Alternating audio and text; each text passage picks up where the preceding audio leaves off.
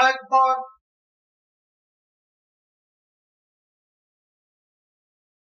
لا إله إلا الله.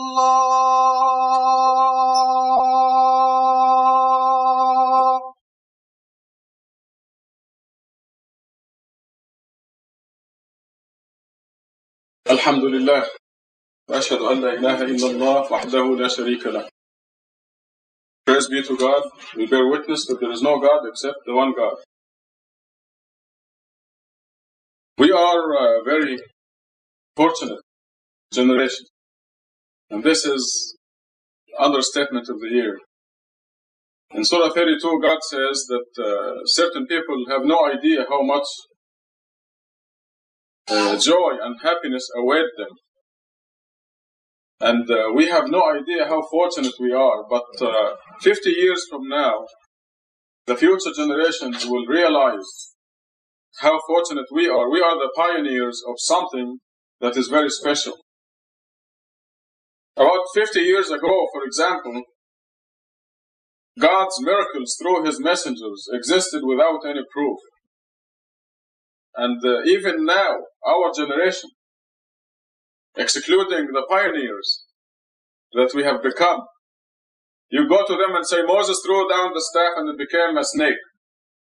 And they say, sure. Oh yeah, sure. The unbelievers. Even the believers have doubts. You tell them Jesus revived the dead. And they say, oh, maybe he just fainted or something, or he was just, he was sick or something and he came back to life. They do not believe those miracles. But now, God gives us the first tangible evidence that when Moses threw down the staff, it became a snake. Because what we have, and turns out that this has been always the case in the scriptures, in the Bible, in the Old Testament, the New Testament, everything that God sent down, everything that God created, you and me and the sun, the moon, the stars, they all have God's signature on them. The scriptures are mathematically composed, numerically structured, beyond human intelligence, so every statement in the Quran becomes proven with physical evidence. So when the Quran makes a statement, Moses threw down the staff and became a snake, this becomes a physical evidence proving it. Because it is mathematically composed by God Himself. It is authenticated by the mathematical composition that comes only from God, not from a human being. And God was an eyewitness there.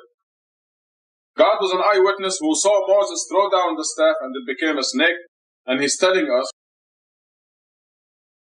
in a numerically structured statement. And the same is true with Jesus revived the dead. Every statement in the Quran is physically proven beyond doubt. So that's how, this is the fortune that we are not aware of. And this is how fortunate we are, is that we have now, you read the Quran and you have full confidence in everything it says, including many things that are unbelievable, like Moses throwing down the staff and having it turn into a snake. God says in the Quran in Surah 41 verse 53, I will increase my evidence. I will continuously increase my evidence until everyone believes that this is the truth. So when I'm going to talk to you today about the miracle of Quran, again, because there's some new evidence that just came out confirming this statement of God that He will increase His evidence. So initially, we said that the first verse of Quran consisted of 19 letters. And the number of surahs, 114, is a multiple of 19. And they said, well, this is coincidence. This came out first. And then we found out that in surah entitled Q, there are 57 Qs. The only other surah initiated with Q also had 57 Qs. 19 times 3, and 19 times 3, 19 letters in the first verse, 19 times 6, the Quran surahs. And people said coincidence. Then we found out that if you add these two, 57, 57, you have 114. Q stands for Quran, 114 surahs, and they said this is coincidence. They still continued to disbelieve. And then we said that this statement here, which is 19 letters, every word of it is found in the Quran in multiples of 19. The first word is 19 times, the second word 2,698 times, the third word 57 times, the fourth word 114 times. And they said this is coincidence. So God kept increasing the evidence. And you know the rest. You know that the letter Nun in Surah Nun is 133, multiple of 19. You know that we have, I'll just remind you of a few of those, so you will be the people who appreciate the Masjid Tucson miracle more than anybody else. There are 7 surahs initialed with Hamim, HM. 7 chapters constituting about 1/10 of the Quran. And you count these letters in the 7 chapters, and you have 2,147 of these letters in the 7 chapters. This is 19 times 113. If only one ha, one h, or one m was lost or added or substituted in the last 1,400 years, this will increase by 1 or decrease by 1, and the whole thing disappears. The whole thing collapses. So you can see the mathematical composition that is beyond human intelligence and has to be from God. The thing that gives you confidence that when Moses threw down the staff, it became a snake. It's like you're an eyewitness. You're just as good as an eyewitness, if not better. When Moses threw down the staff and became a snake, how many people saw that? Very few people who were inside the palace hall with Pharaoh. And how long did it last? A few minutes. And that was it. That was the end of it. The miracle happened. A few people saw it. It was over in a few minutes. But this miracle of Quran is continuous. Forever. It is perpetual. It is doing 2 things. It is a continuous miracle until the end of the world. And it confirms all those temporary miracles that were limited by time and space, like Jesus reviving the dead. How long did it take for Jesus to revive Lazarus? How many people saw Jesus revive Lazarus? But now we know, now we are witnessing that miracle now. Millions of people. By mathematically composed statements, authenticated by God himself. We know that this is not man-made. God wrote that and was an eyewitness. So when this came out, they said, we don't believe it. I just received a review written by something Philip. Philip is the last name. It's not our Philip here. Some other Philip. And they finally admitted that there are 4 or 5 surahs that actually have multiples of 19. So what they admitted was the Q's, that these are 57 in each of the Q initial surahs. So that's 2 surahs. The end, in Surah 68, they said, yes, this is correct. The Yasin, YS, initial surah, Surah 19, KHYAS, 5 initials. What was the other surah? I think this is it. And they said this is not enough to establish a pattern. It is pure coincidence. Okay, so they don't, but at least finally they admitted that there is something here. About the HM surahs, they said, why is he adding them together? And they raised all kinds of strange questions. So what you will see in the next issue, the Muslim perspective, not this one, not October, but November, is that it is obvious that God is increasing his evidence, just as he said in chapter 41, and that those people will continue to say, no, we don't believe, in order to expose and confirm the hardcore unbelievers who will end up in the lowest pit of hell. The reason I'm saying this is that Lisa yesterday found something else. This khutbah should be given by Lisa, by the way, but this fits in the mainstream of the... this is really profound, as you will agree. And if you want more details, you can ask her afterwards. There is something in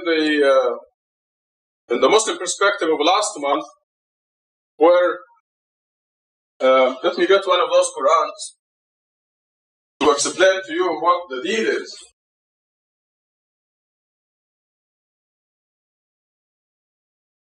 The preliminary information that you have is that 114 surahs in the Quran, 29 of them are initialed with the Quranic initials A-L-M, Q, N, S, K, H, Y, and so on. These initials, 29 of them.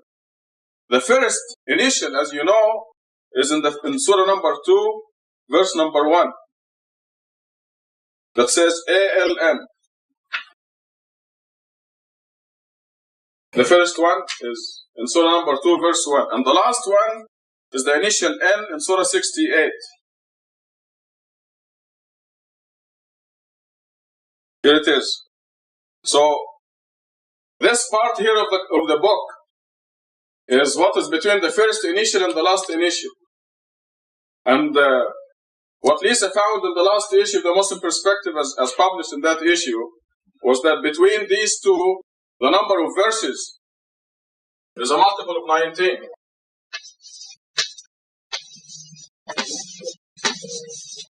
$5,263 between the first initial and the last initial. It's a multiple of 19. 19 times 2, 7.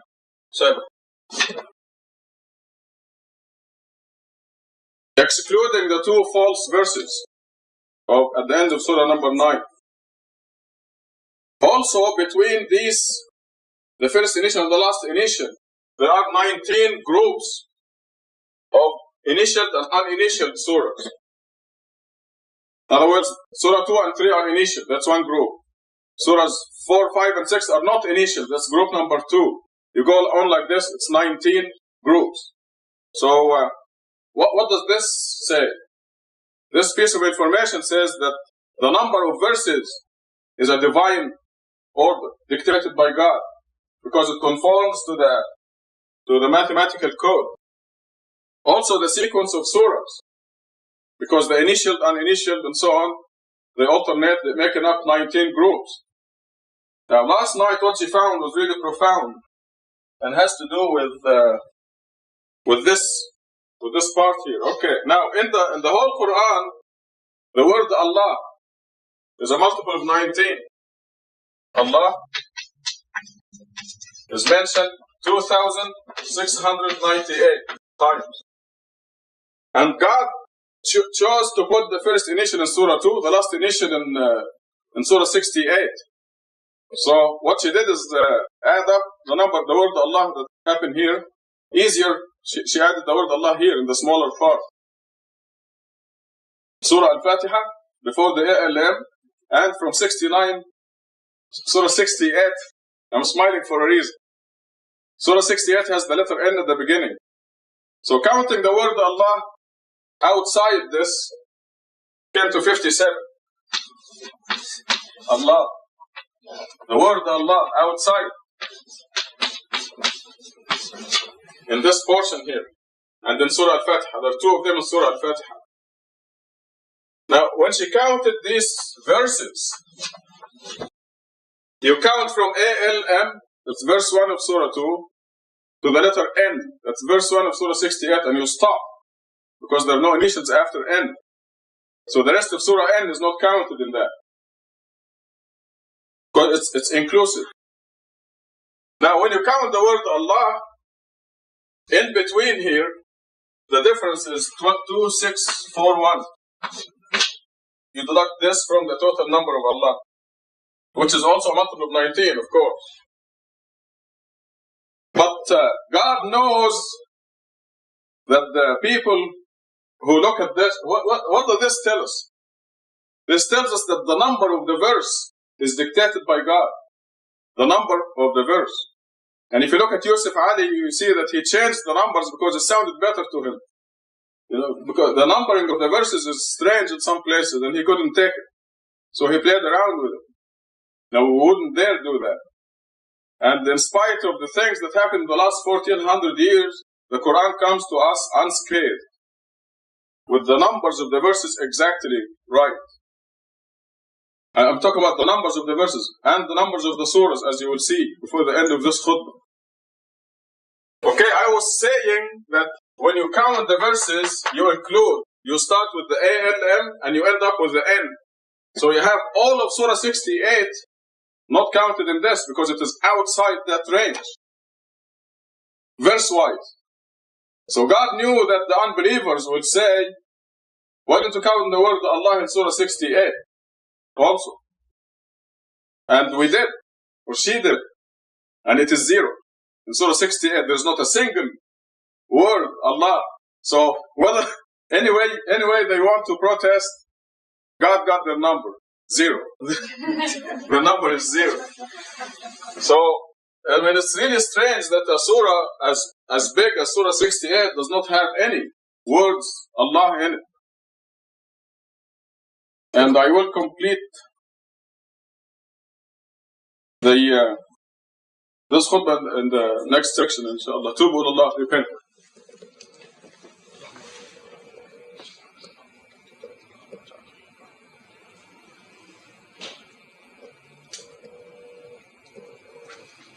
الحمد لله وأشهد أن لا إله إلا الله وحده لا شريك له.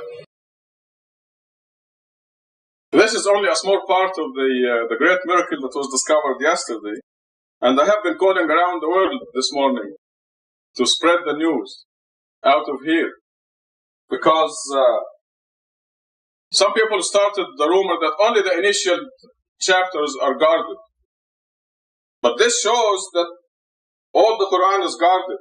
Because the word Allah is all over the place, as you know, thousands of them. And this portion here is outside the initial area, if you want to call it that. And within the initial area, we have the 19 groups. Everything is so perfectly tight that there is no hole for the disbelievers to escape. And it is amazing that they continue to say, no, they continue to fail to see the miracle.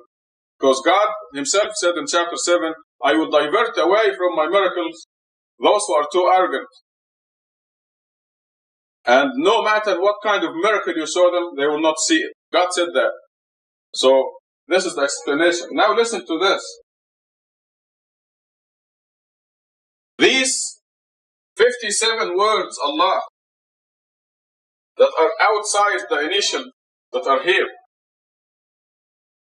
they happen in surahs and verses, certain surahs and certain verses. And when you add the numbers of the surahs and the verses where these happen, the total is 2432, 2432. And this is 19 times 1, 2, 8. Right. Now this is a big number. You add the numbers of the surahs and the verses where the word Allah occurs. And you're going to read this in the next page of the perspective. Now what does this tell us? This tells the sequence of the surahs is dictated by God. The number of the surahs, the number of the verses where the word Allah takes place, where the word Allah occurs. And it is so magnificent because there are verses where more than one Allah, you find 1 or 2 or 3 Allahs in one verse. But you cannot count the verse twice. So this system is so perfect. You have no doubt that you are reading the words of God right here.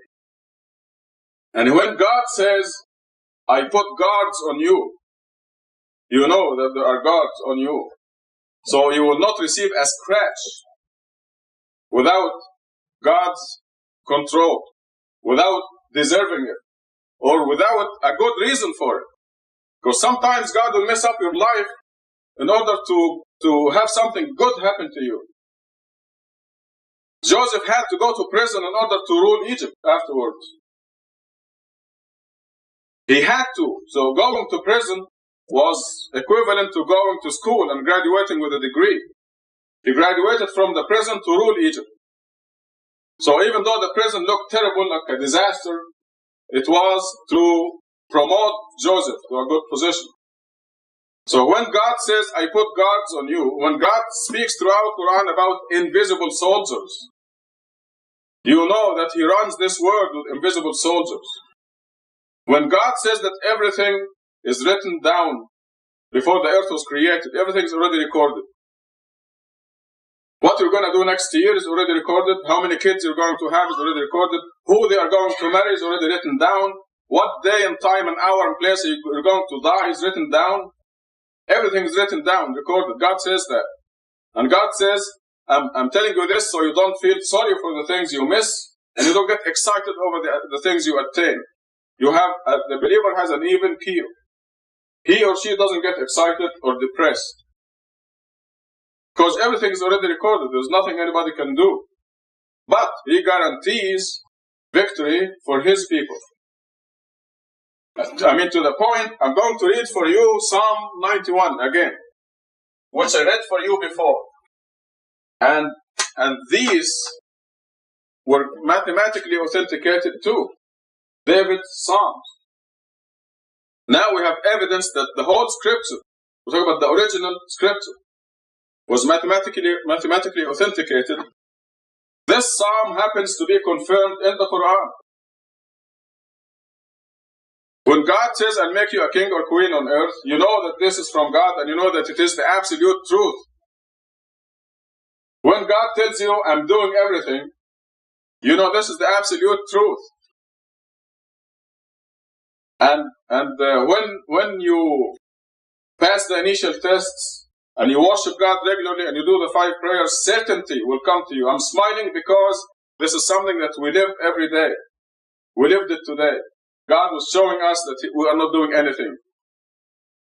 Even the words we utter. God is doing everything. And when He says this, you know that it is the absolute truth. Here is Psalm 91. Very quickly. You who dwell in the shelter of the Most High. This means every believer, talking to you. Who abide in the shadow of the Almighty. You've decided to join God. You abide in the shadow of the Almighty. Say to the Lord, my refuge and my fortress. This is what you say. You decide to tell God, my Lord, you're my refuge, you're my fortress. For He will rescue you from the snare of the fowler, from the destroying pestilence. With His pinions He will cover you. Under His wings you shall take refuge. His faithfulness is a buckler and a shield. One of God's name in the Quran is the faithful. When you tell God, I'm going to join you, I'm going to be with you, I'm going to believe your word, God is faithful to you, and He will fulfill His part of the promise. You happen to have no power, and He has all power. You can do nothing for God, but He can do everything for you. Okay, David goes on and says, with God's inspiration, you shall not fear the terror of the night, and the arrow that flies by day. You shall not fear the pestilence that roams in darkness, nor the devastating plague at noon. Though 1,000 fall at your side because of the AIDS disease. No, that's from me. It will not touch you. Though 1,000 fall at your side, 10,000 at your right side, near you it shall not come. This is what God is saying. These are God's words that He reveals through David. The Psalms were written by God through David's mouth to teach us.